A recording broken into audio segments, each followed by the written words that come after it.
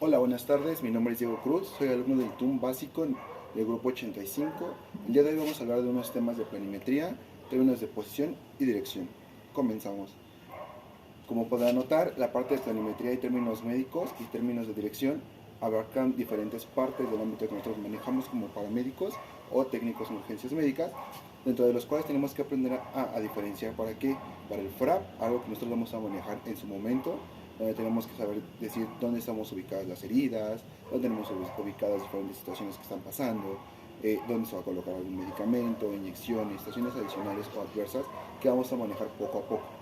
Entonces, basándonos en esto, vamos a comenzar con la parte de planimetría. Comenzamos con el sujeto anatómicamente perfecto. El sujeto anatómicamente perfecto es una persona de aproximadamente 1 metro con 70 centímetros, 70 kilogramos de peso.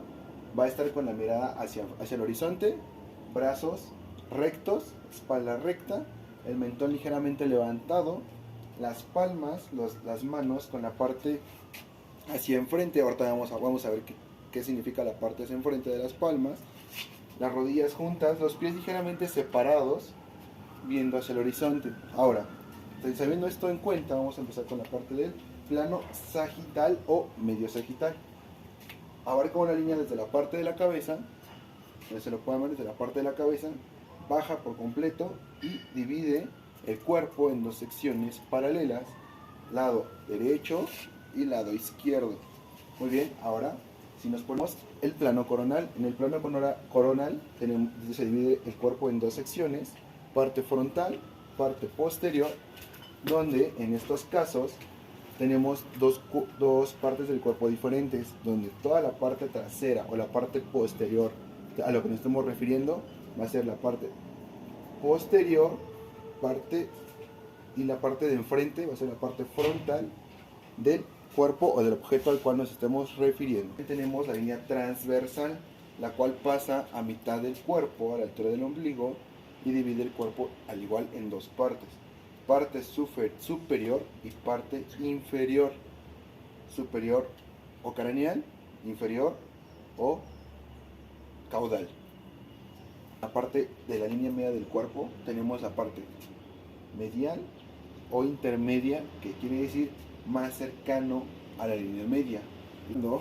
Ahora vamos a hablar de la parte superficial, a que nos hacemos referencia. Si hablamos de la parte del cuerpo, del organismo, tenemos diferentes partes del mismo que lo componen, empezando desde, desde el sistema esquelético hasta la parte muscular o la parte de la piel, pasando por órganos, tejidos sanguíneos, situaciones así. Entonces, haciendo referencia a este mismo, la parte superficial hace referencia a la parte más cercana de lo interno, de los órganos internos, hacia la parte de afuera. Es decir, lo más cercano a la parte externa o la parte de la piel. Así como tenemos la parte interna, que es la parte más alejada de la superficie del cuerpo, es decir, es la contraparte de la parte superficial, la parte más alejada de la parte de la piel hacia lo más cercano del órgano. Ahora vamos a hablar de la parte del área proximal. ¿Qué es el área proximal? Es decir, tenemos la línea media del cuerpo, la línea media sagital. Recordamos que es la que viene del plano coronal al plano caudal. Entonces, la parte proximal es aquella que está más cercana del punto más lejano, en este caso, de los dedos o de las yemas de los dedos hacia la parte media del cuerpo.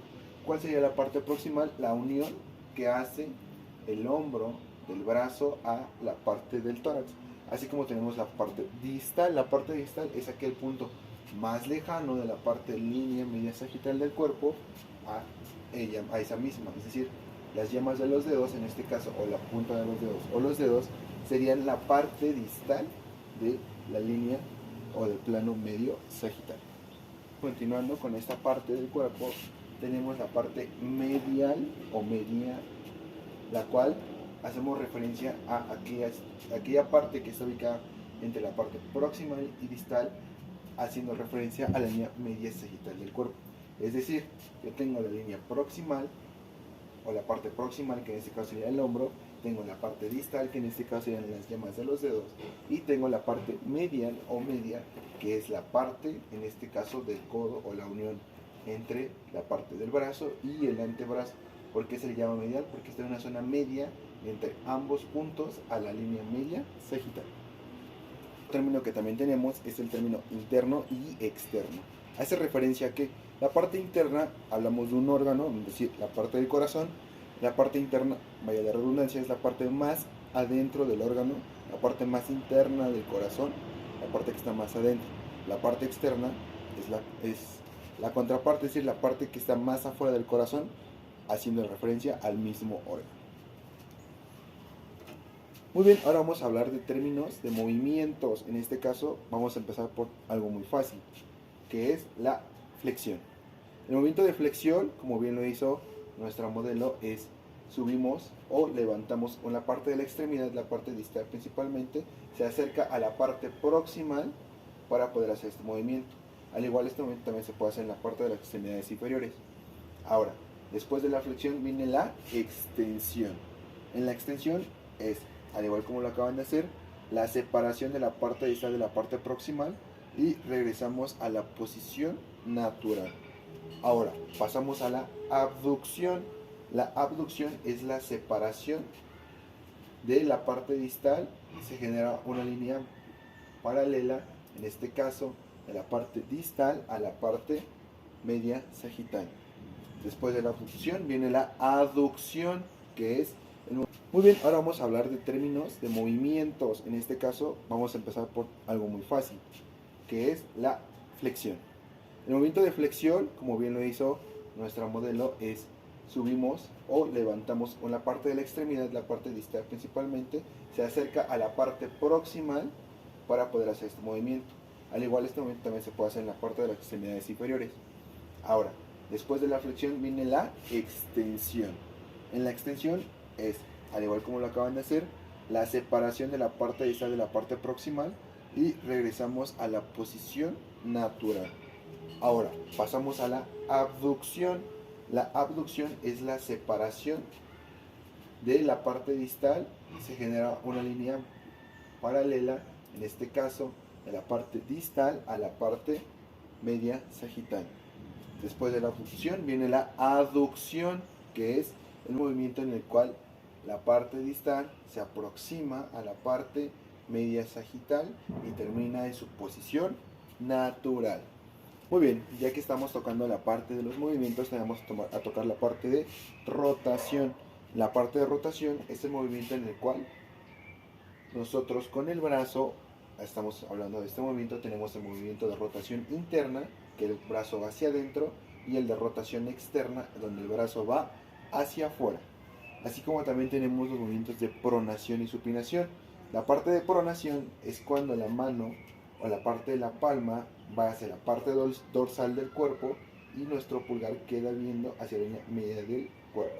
En la parte de supinación, lo que tenemos de la parte frontal es la parte de la palma viendo hacia la parte frontal del cuerpo y nuestro pulgar queda viendo hacia una parte distal de la parte línea o de la línea media del cuerpo.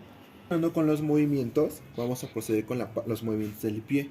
En este caso tenemos la flexión plantar, que es cuando el pie baja hacia la parte de la planta o hacia la parte del piso, y la flexión dorsal, que es cuando el pie sube y la parte de la palma del dorsal del pie, apunta hacia la parte de arriba. Tenemos elementos de inversión, que es donde el pie hace un giro hacia la parte de afuera, y el movimiento de eversión, donde el pie hace un giro hacia la parte de adentro. Ahora vamos a ver los movimientos de protrusión y retracción. El movimiento de protrusión es cuando el individuo arroja los hombros hacia la parte de enfrente, así como también puede hacerlo con la mandíbula o la lengua. Y el movimiento de retrusión es cuando el sujeto vuelve a colocar sus hombros hacia la parte de atrás, y eso también puede hacerse en la lengua o en la parte de la mandíbula. Vamos a ver los movimientos de oposición y de reposición. ¿Qué son estos movimientos? El movimiento de oposición es aquel en el cual los pulgares van de su parte natural a la parte palmar de los falanges para así podemos tocar. y la parte de reposición es el movimiento en el cual el pulgar se aleja de la parte palmar y regresa a su posición natural. Ahora, para poder finalizar, espero les haya gustado este pequeño video, fue algo corto. Se tocaron algunos de los temas más importantes sobre los movimientos, sobre los planos. Espero les sirva de mucho para futuros conocimientos, para aquellas personas que vayan empezando en la parte de anatomía básica, así como lo estamos haciendo nosotros. Y de mi parte será todo. Que tengan muy buena tarde.